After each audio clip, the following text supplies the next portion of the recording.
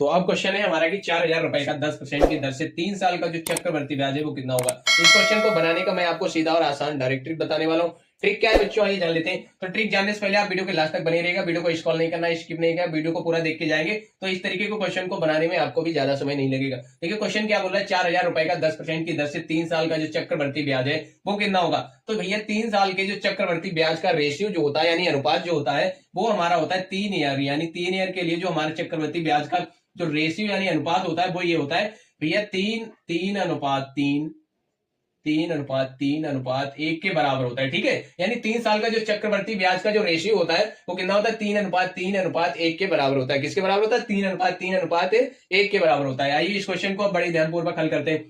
देखिए अब हमें प्रिंसिपल यानी हमारे जो मूलधन कितना दिया गया, वो दिया गया 4,000 रुपए। प्रिंसिपल यानी मूलधन हमें कितना दिया गया है बच्चा, वो दिया गया हमें 4,000 रुपए। कितना दिया गया, 4,000 रुपए दिया गया। 4,000 रुपए दिया गया हमें मूलधन। अब जब 4,000 का आप 10% निकालेंगे, जब 4,000 का आप 10% निकालेंगे बच्चा, तो ये आपका हो जाएगा 10% यानी 400। कितना हो जाएगा, 400 हो जाएगा।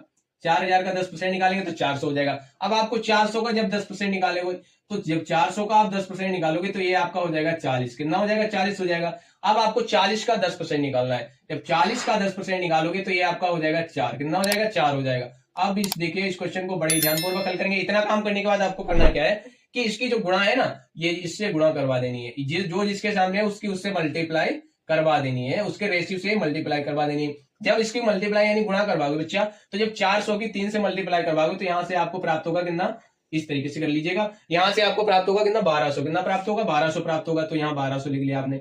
अब क्या करना है, 1200 लिख लिया। जब 40 की मल्टीप्लाई आप 3 से करवाओगे तो 4×3=12 यानी 120 यहां से प्राप्त हो जाएगा। अब जब 4 की मल्टीप्लाई 1 से करवाओगे तो 1 यहां से 4 यहां से प्राप्त हो जाएगा। कितना प्राप्त हो जाएगा, 4 प्राप्त होगा। अब करना है क्या है, तीनों को जोड़ दो आपस में।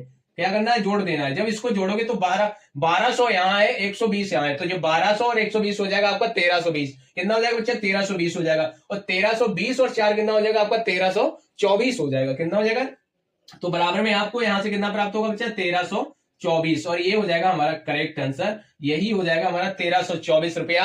कितने साल का ब्याज, यानी 4,000 रुपए को अगर आप 10% की दर से 3 साल के लिए अगर चक्रवर्ती ब्याज पे देते हो तो बच्चा आपका जो ब्याज होगा वो हो जाएगा 1324 रुपया। कितना हो जाएगा, 1324 रुपया। अब अगर इसी बात में अगर पूछा जाता कि किस मतलब जिसने ब्याज लिया है उसको चुकाना कितना पड़ेगा, तो आपको जब देना यानी पूरा धन कितना देना पड़ेगा, तो 4,000 में ये 1300 प्लस कर देंगे तो आपका जो देना होगा जितना धन वो आ जाएगा। ठीक है, अब आइए, अगर क्वेश्चन अच्छा लगा हो, वीडियो अच्छा लगा हो, क्वेश्चन क्लियर हुआ होगा, टॉपिक अच्छा लगा हो, तो अब क्या करना है, आपको लाइक और सब्सक्राइब करिएगा। अगर नए हो तो लाइक सब्सक्राइब और फॉलो जरूर करिएगा। एक प्यारा सा कमेंट भी करिएगा कि आपको हमारी वीडियोस कैसी लगती हैं। अगर इस टॉपिक है और भी, इस टॉपिक पर अगर आपको और भी वीडियो चाहिए ना, तो लाइक और सब्सक्राइब